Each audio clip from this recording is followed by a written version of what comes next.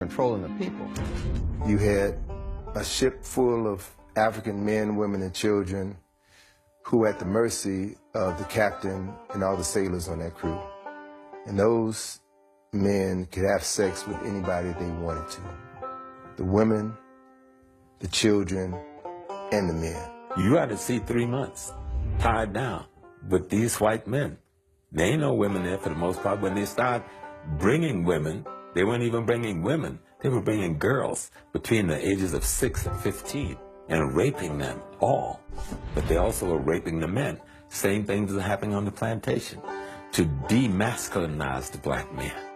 Control the slave population is to rape a father in front of his sons, or to take the biggest, baddest black man on the plantation and do something horrible to him to completely humiliate and emasculate him so that people won't respect him anymore.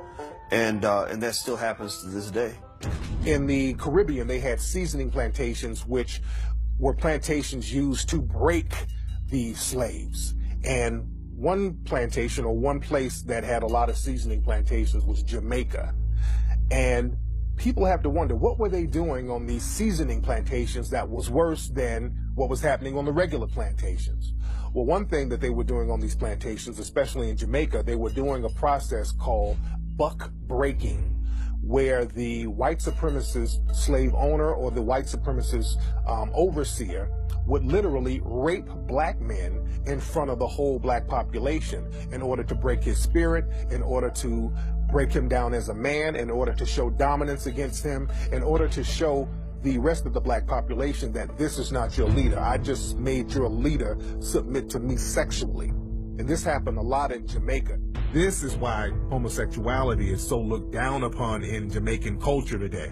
And it was a way primarily of cutting down those who would rebel. In other words, it was a matter of power and control and domination. And they would call it buck busting, but it was really butt busting. Slavery continued until 1865 for about 2 generations, right? So how do you reconcile that? You can no longer bring in Africans, but you still have the business of slavery, so they still needed Africans to do the work down south, especially after the cotton gin was invented. So you had the creation of breeding farms. 2 of the largest slave breeding farms in the United States were on the eastern shore of Maryland and right outside of Richmond, Virginia. They literally bred black people like cattle. They would have a strong black man have sex with a healthy black woman. That woman could be his mother, his sister, his aunt, his cousin. It didn't matter, because the end product was produce a child that I can sell, bodies that I can sell and ship down to Mississippi, Alabama, Georgia, South Carolina, North Carolina. It was a business. We had breeding farms in the United States that would put one person from one plantation against another.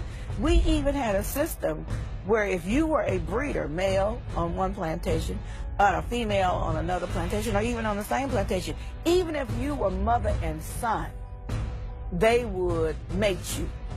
And so I tell a lot of my patients and a lot of my friends, you got to stop using the MF word, because that was a description of what actually happened when the paper bag would go over the head to put one breeder against another when they were related.